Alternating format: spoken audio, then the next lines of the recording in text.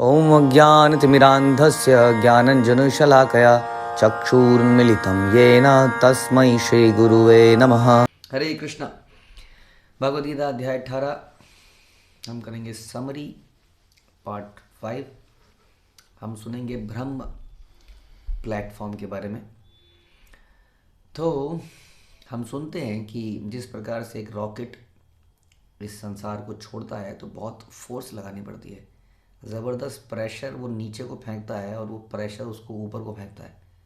हाँ, ज़बरदस्त बादल जैसे गैसेस निकलती हैं, बहुत ज़बरदस्त आवाज़ निकलती है क्योंकि वो ग्रेविटी के अगेंस्ट में जाता है और फिर वो अंतरिक्ष में पहुंच जाता है जहाँ पर वो आराम से फ्लोट करता है। राइट। तो ब्रह्मभूत अवस्था समझ लीजिए वो स्थिति है। उसके पहले हमें बहुत सारी तपस्या, बहुत सारा इंद्रिय कंट्रोल, इंद्रियों की डिज़ायर्स हमें नीचे को खींचती हैं और हम उन डिज़ायर्स के अगेंस्ट में ऊपर की ओर जाने का प्रयास करते हैं। ऊर्ध्वन गच्छन्ति सत्वस्था, ऐसा हम सुनते हैं। तो सतोगुण में आने के लिए हमें बहुत मेहनत करनी पड़ती है और हमें कंटिन्यूसली हमारी सेंसेस हमें नीचे को खींच रही होती है। और एक दिन ऐसा आता है कि करते करते करते ये हमारा स्वभाव बन जाता है और हम अपने मन पर आसानी से नियंत्रण प्राप्त कर पाते हैं। हम ब्रह्मभूत अवस्था में आ जाते हैं। It's just like a what, it is just like a space. But space ultimate destination नहीं है। We all know that space is space. वहाँ तो क्या जीवन जिएंगे हम स्पेस में। We have to settle somewhere in some other planet, है ना। किसी ना किसी जगह पे तो प्लैनेट में जाएंगे ही, स्पेस में तो हम घूमते नहीं हैं, है ना। तो उसी तरह से अब हम समझेंगे सबसे पहले कि जो भगवान बताते हैं कि परफेक्ट स्टेज ऑफ संन्यास क्या है और ब्रह्म को कैसे अटेन किया जाए। तो परफेक्ट स्टेज ऑफ संन्यास हम पहले भी थोड़ा सुने थे इस बारे में कि जब हमारा मन, जैसा भी हमने चर्चा किया, पूरा हमारे कंट्रोल में होता है, मटेरियल डिज़ायर्स को हम कंट्रोल में कर पाते हैं और इस प्रकार से हम हर प्रकार की ऐसी एक्टिविटीज़ को त्यागने के लिए रेडी रहते हैं जो मटेरियल हैं, जो कि हमारे अपलिफ्टमेंट में मदद नहीं करेंगी। तो ये था पर संन्यास की परफेक्शन। अब ये जो ब्रह्मभूत अवस्था है, इसको प्राप्त कैसे, इस अवस्था को प्राप्त करने के लिए हमें क्या करना पड़ेगा। बीइंग प्यूरिफाइड बाई सात्विक इंटेलिजेंस, हमने सबसे पहले अपनी बुद्धि को प्यूरिफाई करना पड़ेगा। तो बुद्धि को प्यूरिफाई करने के लिए हमें क्या करना पड़ता है, हमें शास्त्रों का अध्ययन करना होता है, श्रवण या पठन, जिससे हमारी बुद्धि सात्विक होती चली जाती है। और साथ साथ में मन को कंट्रोल करना पड़ेगा क्योंकि इस दौरान जब हम बुद्धि को प्यूरिफाई कर रहे हैं, हमारा मन बहुत ज़ोर से हमें खींचेगा पुरानी आदतों की तरफ जो अब हम छोड़ना चाहते हैं क्योंकि अब हमें ज्ञान प्राप्त हो रहा है। तो हमें पीछे को खींचेगा, तो हमें डिटरमिन्ड रहना है ऐसे पर। ऐसे में यदि हम हार गए तो फिर हमारी स्थिति बड़ी बुरी हो जाएगी क्योंकि हम ज्ञान के साथ हारे होंगे। जैसे कि कई बार हम देखते हैं हमारे डॉक्टर भाई लोग शराब या सिगरेट पीते हैं विद नोइंग द उसका इम्पैक्ट क्या है, वो स्थिति और ज़्यादा खतरनाक हो जाती है। तो कंट्रोलिंग द माइंड मतलब बुद्धि को हम शुद्ध करें, at the same time mind को उस वक्त कंट्रोल करें। आफ्टर सम टाइम जब बुद्धि प्यूरीफाई हो जाएगी, बुद्धि अपने आप माइंड को कंट्रोल कर लेगी। उसके बाद हम सारा हमारा जो एंगेजमेंट्स हैं अलग अलग सेंसेस की तरफ, जो भोग हैं, इंजॉयमेंट्स की वस्तुएं हम रोज़ देखते हैं, उनसे अपने आप को खींचना है। हाँ, और इस प्रकार से धीरे धीरे हमें संसार में ना तो द्वेष करना है और ना ही अटैचमेंट करनी है। अटैचमेंट का उल्टा होता है द्वेष। अगर हमें द्वेष है तो यानी कि किसी से अटैचमेंट भी है। हाँ, तो we have to live like as a duty, do everything as a duty, और ज़्यादा अच्छे से कर पाते हैं हम चीज़ों को। हम अच्छे फादर, अच्छे हस्बैंड, अच्छे पुत्र, सब कुछ अच्छे बन जाते हैं। अगर हम ये अटैचमेंट का चश्मा हटा देते हैं तो हम ज़्यादा बेहतर अपनी ड्यूटीज़ को निभा पाते हैं, सबका भला कर पाते हैं वास्तव में। और वास्तव में प्रेम संबंध ऐसा नहीं, अटैचमेंट से प्रेम, अटैचमेंट के साथ तो द्वेष भी आता है। हाँ, लेकिन जब ड्यूटीफुल होती है तो केवल अच्छा ही होता है, प्रेम ही पैदा होता है। उसके अलावा बता रहे हैं कि हमें सेक्लूडेड प्लेस में रहना चाहिए, कम खाना चाहिए। सेक्लूडेड प्लेस का पहले भी हमने चर्चा किया था, यानी कि ऐसी जगह पे ना रहें जहाँ हमारे इस रास्ते पे जिसमें हम चल रहे हैं उसमें खींचने वाले बहुत सारे लोग हों।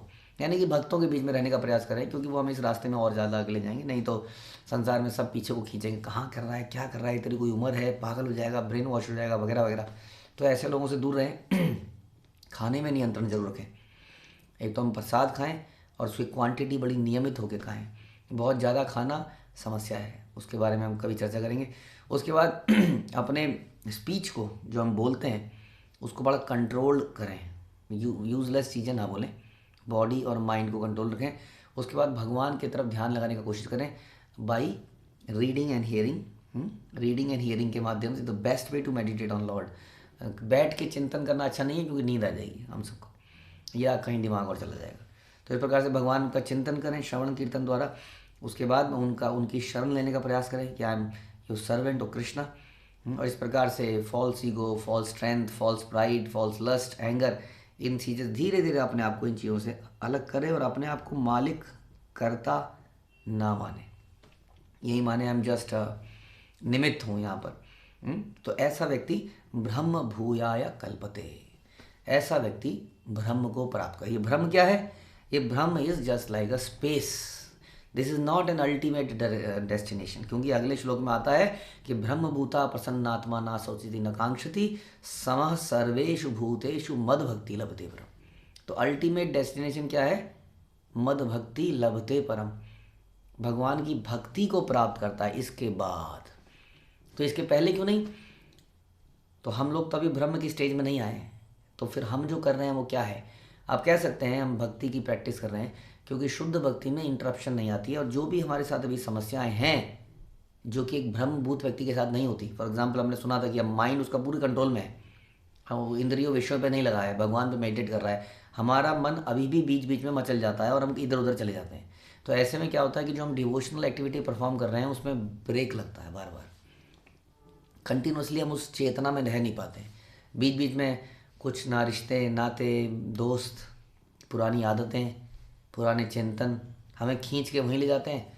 तो हमारी जो भक्तिमय सेवाएं हैं, जो चिंतन है, जो मनन है, उसमें ब्रेक लगता है। इसलिए उसको हम शुद्ध भक्ति नहीं कह सकते। शुद्ध भक्ति इज़ लाइक अनइंटरप्टेड, अनमोटिवेटेड, इसको कहते हैं शुद्ध भक्ति। तो इसलिए हम शुद्ध भक्ति पे आने के लिए it's a practice, ground practice चल रही है अभी। हाँ, लेकिन जब हम ब्रह्मभूत अवस्था में आ जाएंगे तो देन हमने इस लेवल से तो ऊपर उठ गए कि हमने मन को तो कंट्रोल कर लिया है, लेकिन भगवान की भक्ति यानी कि प्रेममयी सेवा में अभी नहीं लगे हैं। लेकिन ब्रह्मभूत अवस्था में आने के बाद हम उस प्रेममयी सेवा में आसानी से लग सकते हैं, क्योंकि अब हमने इंद्रियों को जीत लिया है। उसके बाद बता रहे हैं कि कौन व्यक्ति है जो ये नेक्स्ट स्टेज को प्राप्त कर सकता है। माना ब्रह्म अवस्था में आप आ गए बाई एनी वे, कोई माना अष्टांग योग द्वारा आ गया, ज्ञान योग द्वारा आ गया, लेकिन भक्ति को भगवान ने कहा मद भक्ति लभते परम। तो भक्ति को कौन प्राप्त करेगा? भक्ति मतलब हमने बताया प्रेममयी सेवा, बड़ा इजी वर्ड है। भक्ति का मतलब जो है इंद्रियों को इंद्रियों के स्वामी पे लगाना, उनकी सेवा करना। तो सेवा कैसे करी जाए? जब तक हम सामने वाले को जाने ना कि वो चाहता क्या है, उसकी ज़रूरत क्या है। तो भगवान को सेवा करने के लिए उनको जानना पड़ेगा। भगवान यहाँ गीता में बताते हैं, क्या बताते हैं कि भक्त्या माम अभिजानते, मुझे भक्त ही जान सकता है, या भक्ति के द्वारा ही मुझे जान सकता है तत्व रूप में। जो मुझे भक्ति के इस तरह मेरी भक्ति करता है, मुझे जानता है भक्ति के द्वारा, वो मेरे लोक में एंटर कर सकता है। यानी कि भगवान के लोक में कोई भी ध्यानी, त्यागी, ब्रह्मभूत अवस्था का व्यक्ति भी घुस नहीं सकता जब तक कि वो भगवान की भक्ति ना करे। तो भक्ति इज़ द अल्टीमेट डेस्टिनेशन जहाँ पर हमें जाना है। यानी कि भगवान की सेवा, उनके साथ रहना, उनकी सेवा, उनकी लीलाओं में पार्टिसिपेट करना वगैरह वगैरह। हाँ, परम आनंद में भगवान रहते हैं, भगवान के दास भी परम आनंद में रहते हैं। लेकिन वहाँ जाने के लिए हमें पहले तो ब्रह्मभूत अवस्था में आना पड़ेगा, यानी कि अपनी इंद्रियों में टोटल कंट्रोल करके भगवान पे मेडिटेट करना पड़ेगा और धीरे धीरे अंदर से भगवान के लिए प्रेम पैदा करना पड़ेगा। दैट इज कॉल्ड भक्त्या माम अभिजानति। भक्त ही मुझे जान सकते हैं by devotional service, because they perform भक्तिमयी प्रेममयी सेवा वो करते हैं। उसके बाद भगवान बताते हैं कि कौन सी ऐसी एक्टिविटीज़ हैं। यहाँ बता रहे हैं कि भक्त कैसा क्या करता है, उसके क्या यहाँ बता रहे एक्टिविटीज़ इन भक्ति लीड टू कृष्णा सपोर्ट। तो भगवान बता रहे हैं कि जो मेरे प्यारे, जो मेरे प्योर भक्त हैं, मेरे जो शुद्ध भक्त हैं, वो सब तरह के कार्यों में लगे हुए प्रतीत होते हैं, बट मैं उनका प्रोटेक्शन करता हूँ और इसलिए मुझे प्राप्त करते हैं। भगवान बिल्कुल क्लियर बता रहे हैं कि मेरे भक्त जैसे हे अर्जुन, तुम युद्ध करोगे लेकिन मैं तुम्हारी प्रोटेक्शन करूँगा कि तुम किसी तरह का पाप कर्म में तुम्हें ना लग जाए। It's my responsibility. क्यों? क्योंकि आप मेरे कहने पर सारे काम करने को राजी हो, तो मैं आपको प्रोटेक्ट करूँगा, है कि नहीं? जैसे कि भारत सरकार प्रोटेक्ट करती है। अब भारत सरकार ने माना कोरोना के समय पर हमारे डॉक्टर्स को बोला कि तुम्हें राउंड द कॉर्नर हॉस्पिटल्स को ऑन रखना है, सारे मरीजों को तुम्हें एंटर करना है, आप छुट्टी मत लीजिए प्लीज़। लेकिन हम आपको प्रॉमिस करते हैं कि सबसे पहले कोरोना का जो इंजेक्शन है वो आपको लगाएगा। तो डॉक्टर्स को सबसे पहले लगाया गया, है कि नहीं? उनकी प्रोटेक्शन का ध्यान रखा गया, क्योंकि अब उनको सेवा करनी है। उस दिन भगवान कह रहे हैं कि यदि मेरा भक्त मेरे लिए कुछ करता है तो why I will not protect. हे अर्जुन, डोंट थिंक दैट आप किसी का मर्डर कर रहे हो, कुछ कर रहे हो। आई नो कि सही क्या है गलत क्या है, अभी तुम समझ नहीं रहे हो, और कोई भी पाप लगने से मैं तुम्हें बचाऊंगा, डोंट फियर। तो भगवान यहाँ पर प्रॉमिस कर रहे हैं अर्जुन को कि मैं अपने भक्त को बचाता हूँ। By my mercy he reaches the eternal imperishable good. और मैं ये गारंटी लेता हूँ कि आप मेरे धाम पे आओगे, इसलिए जस्ट डिपेंड ऑन कृष्णा। इसलिए अगले श्लोक में बोलते हैं 57वें में कि इसलिए सारी कार्यों में आप मुझ पर डिपेंड कीजिए, अपनी बुद्धि को मुझ में लगाइए, मेरा हमेशा चिंतन कीजिए। हर कार्य को करने से पहले यही चिंतन कीजिए, क्या ये कृष्ण के लिए है या उनको प्रसन्न करेगा। जैसे गुरु परंपरा ने हमें बताया है, जैसे शास्त्रों में बताया गया है। तब क्या होगा, जो भी फल है उसकी जिम्मेदारी मेरी रहेगी। इसलिए बताते हैं कि इस प्रकार मत चित्ता सर्व दुर्गानी मत प्रसादाद त्रिशति। इसलिए अगर आप इस प्रकार से करते हैं तो आपके जीवन में जो भी ऑब्स्टेकल्स आएंगे आप उसको पार कर जाओगे। Don't worry. अर्जुन के जीवन में बड़े भयंकर ऑब्स्टेकल थे। उस युद्ध में भी ऐसे ऐसे योद्धा थे जिनको मारा नहीं जा सकता था, जैसे भीष्म पितामह है ना, कैसे कैसे थे वहाँ पर, कर्ण वहाँ पर थे, द्रोणाचार्य वहाँ पर थे, कैसे, लेकिन इतने बड़े बड़े ऑब्स्टेकल्स आसानी से पार कर लिए। उसके बाद लेकिन अतः चेत त्वम अहंकारान ना श्रोसेसी विनश्यति। लेकिन यदि तुम मेरी बात नहीं सुनोगे, अपने मन से काम करोगे, तो तुम बर्बाद हो जाओगे। ये भी साथ बता रहे हैं। हाँ, बड़े है ना। It is a duty of a spiritual master of God कि हमें बताएं, साफ साफ बताएं, अंधेरे में ना रखें। आजकल के गुरु अंधेरे में ही रखते हैं, क्योंकि सच बताने पर व्यक्ति भाग जाएगा ना। हाँ, बताया भी सामने वाले, अच्छा तुम क्या चाहते हो, मतलब भगवान कौन है कोई पूछेगा आपसे, तो बोलते हैं तुम किसको लाइक करते हो, बताए मुझे तो शिव जी पसंद। अच्छा शिव जी पसंद, आओ उनका मंत्र ले लो। हाँ जी, अगला नेक्स्ट, ऐसा बताइए, वो भी क्वेश्चन पूछा, भगवान कौन है, तुम्हें कौन अच्छा लगता है जी, मुझे तो गणेशा बड़े अच्छे लगता है। अच्छा लीजिए मंत्र, तो दिस इज नॉट गुरु। हाँ, तो भगवान यहाँ साफ साफ बताते हैं कि देखिए, अगर आप ऐसा सुनेंगे तो आपकी ज़िंदगी के सारे ऑब्स्टेकल्स दूर होंगे, हर प्रकार के पाप से बचाने की जिम्मेदारी मेरी, मेरे धाम में आने की जिम्मेदारी मेरी। लेकिन यदि नहीं सुनोगे तो यू विल पैरिश। बड़ा ही साफ साफ भगवान बोलते हैं। तो out of false identity and illusion, अगर तुम्हें अभी भी लगता है कि तुम्हें नहीं लड़ना चाहिए, इतना कुछ समझाने के बाद, तो देन आप क्या करोगे, अल्टीमेटली आप फिर भी लड़ोगे, क्योंकि ये आपका नेचर है, क्योंकि आप क्षत्रिय हो। इसलिए इट इज़ बेटर कि आप भगवान के लिए करो। यानी कि भगवान कह रहे हैं, जैसे श्रील प्रभुपाद हमें समझाते थे कि हम सभी दास हैं। अगर भगवान के दास हम नहीं बने तो देश के, समाज के दास बनना पड़ेगा, और नहीं तो कुत्ते का दास बनना पड़ेगा, है ना। हम लोग कुत्ता घुमाते हैं, जैसा हम सुनते हैं। अब मालिक है ना, कुत्ते को अगर पॉटी आ रही है तो हम उसको लेके जा रहे हैं वहाँ, तो देखा जाए तो कौन मालिक हुआ, नौकर साहब मालिक को ले जा रहे हैं, पॉटी करा रहे हैं उसको। तो बता रहे हैं कि ये हमारे नेचर में है, कुत्ते के, बिल्ली के, किसी जानवर के, पालतू जानवर लेंगे, समाज में कुछ समाज सेवा करने लगेंगे, we will do something ultimately. अभी हम थोड़े भाग दौड़ में हैं, अपने करियर को संभाल रहे हैं, लेकिन जैसे ही हम सेटल होते जाएंगे हम देखेंगे कुछ कहाँ पे मैं सर्व करूँ, चलो वहाँ पे कुछ खाना खिला देता हूँ, चलो कुछ कर देता हूँ, हाँ चलो पत्नी तुम्हें, तो बच्चों तुम्हें कहीं ले चलता हूँ।